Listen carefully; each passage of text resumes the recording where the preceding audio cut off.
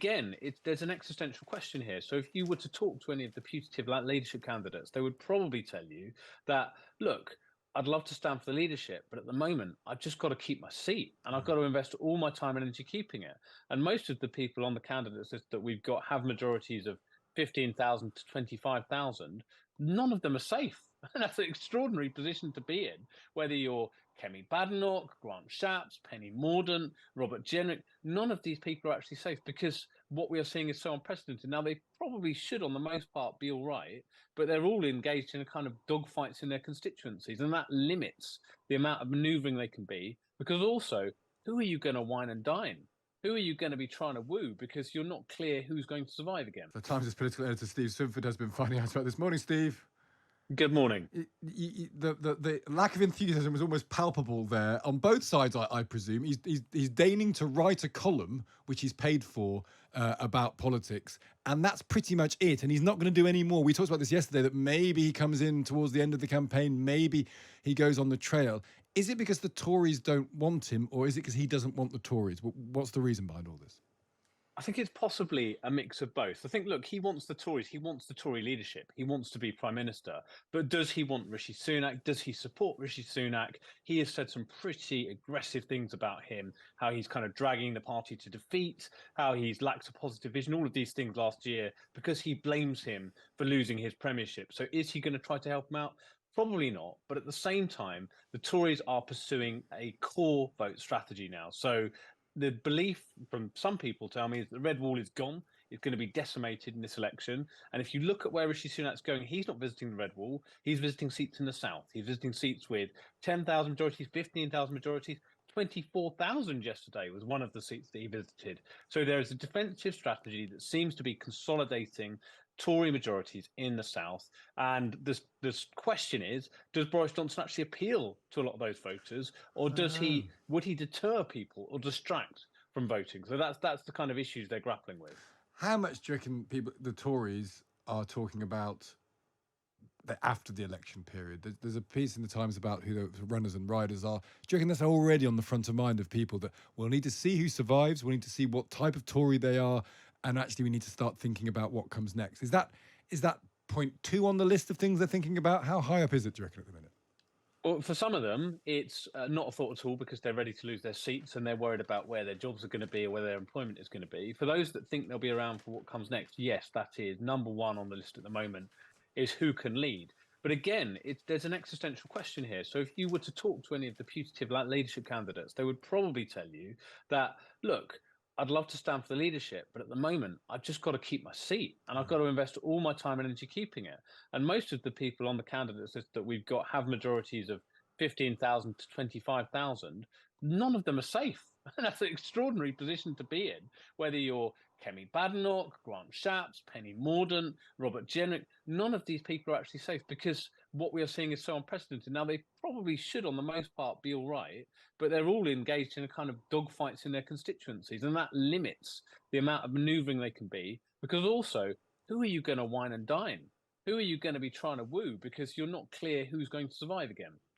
So there are some very fundamental issues about how many people will be left after the election that come first before the usual shenanigans around leadership candidates, etc. We talk about, you say Boris Johnson wants to be prime minister again. If the polling bears out and the Tories get completely wasted here, and there's 100 of them left, it's such a long way back, and he's not even an MP, Boris Johnson.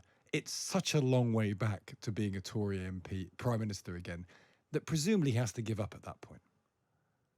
It's not clear. I mean, it's a long-term ambition. He's 60 today. It's his birthday. Yeah. He thinks he's young in the game. He thinks he's got time for a comeback. And look, politics can change dramatically. I still remember when everyone was saying we were going to have 10 years of Boris Johnson. Yeah. There was a hegemony here. He was going to be kind of like the kind of obviating toad that sat a squat of British politics, as my great colleague Tim Shipman at the Sunday Times described him at that point in time. And things change. Things move quickly. But no, I think the bigger challenge for him is the makeup of the party after the election, because everything we're seeing suggests it's going to be a more moderate Conservative Party. We've done a deep dive into who's left on the basis of the MRP polls, these big mega polls, and all the suggestions are that the One Nation kind of group will hold the whip hand because, surprise, surprise, Nigel Farage is cannibalising effectively the Brexiteer Tory MPs. The people that he could get into bed with are probably going to be out of a job after this election. So they go, and the party moves more to the centre. And does a centrist party want Boris Johnson? It might do. It might want him because he's perceived as a winner. But equally, it might say, no, we don't want that. We want someone different and someone new. It's an interesting political irony. Nigel Farage kicking out the people he wants to get into bed with. There's a metaphorical image for everyone to wrestle with. As you go, Steve, great to speak to you. Thank you for joining us. Thank you, Steve. That's Steve Swinford there, the Times' political editor. Times Radio is the Scottish station. It's the election station. It also, it says here, it's the Andrew Neil station. I don't know. We plug away for 4 years, and just because we bring a journalistic great on board for the election, all of a sudden it's the Andrew Neil station. Although it definitely is. Here he is. He's here at 1 o'clock again today. Andrew, good morning to you. Good morning. 2% inflation. We're doing better than the rest of Europe. Our growth is actually better than the rest of Europe. And yet, the Conservatives get no credit at all for that. Is that just inevitable after 14 years and all the other problems they faced? Could they have articulated the case better that they do get credit for this sort of thing? Where are you on that?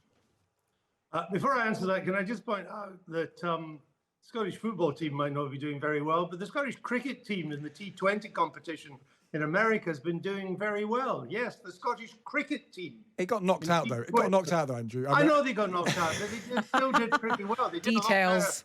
They did a lot better than the football team, that's for sure. That's true, but I'm just worried that and cricket's a proper sport too, unlike the sport of puffed up poltroons that is called football. Anyway, coming back to more important matters. I can't believe you're giving the Scottish cricket team a participation certificate, Andrew Neil. Hey, it's wokery gone mad. Don't knock 'em. I used to play cricket in Scotland. It's a fine game. It is indeed. Coming back to more important matters, inflation. Look, it's obviously a good result for the government, even if they're not responsible for it. Yeah. Inflation coming down to target. It was over 11% at one stage, or almost 11, down to 2. That's a good result. As I said on Times Radio a while back, it wasn't really the government's fault that inflation went into double figures. So I don't really think the government deserves that much credit now that various international things have worked their way through. Energy prices above all, but also food prices have worked their way through. They don't really deserve much credit for getting it down to 2%. But listen, it's the lowest inflation in the G7 now, other than Italy, which is surprising. That's not a bad result. I think the question now is it down at 2% for the foreseeable future? Because the Bank of England has been saying there could be an uptick again in the autumn.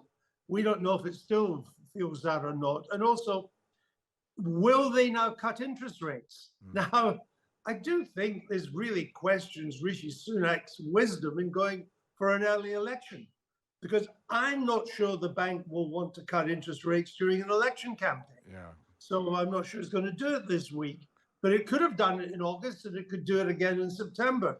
Well, by August and September, it will be too late. And the bank could have been cutting interest rates this week off the back of these figures if there wasn't an election campaign. Yeah.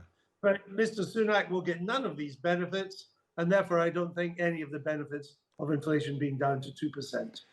We've talked a lot, Andrew, about how bleak this is for the Tories. We've had people on our programme, senior Tories, conceding at the election effectively. All these MRP polls seem to keep reinforcing this position. You've been around a long time. Polls have been wrong before. Is there any version of reality where the polling is out enough to be significant, or are we talking about the shades of massive Labour majority here? Is there a version where it's a smallish Labour majority? Do you think that's still in play at all, or is that, you reckon, gone? No, I think it's gone. Look, polls can get it wrong, but they've never got it wrong by this amount. No. I mean, if they got it wrong by this amount, then we should stop paying money for polls. It's a complete waste of time. I mean, I do think what's left is the size of the Labour majority. And it's not between small, medium, or big. It's between big or very big. I think all the polls point to that as well. They're putting some hope in undecideds, because there's still quite a lot of undecideds. But I'll let you into a secret. Undecideds, in the end, if they vote at all, usually fall the way people have already decided. So if 20% of people are voting Tory, 20% of the undecideds will vote Tory as well. It doesn't really change anything. The other thing that they are a bit more worried about on the Labour side is it's such a slam dunk, to use a basketball term, for Labour that a lot of Labour inclined may not turn out. Yeah. But then a lot of Tory inclined are not going to turn out either, because they can't bring themselves to vote Labour, but they're disillusioned with the Tories. So that in the end doesn't make much of a difference either.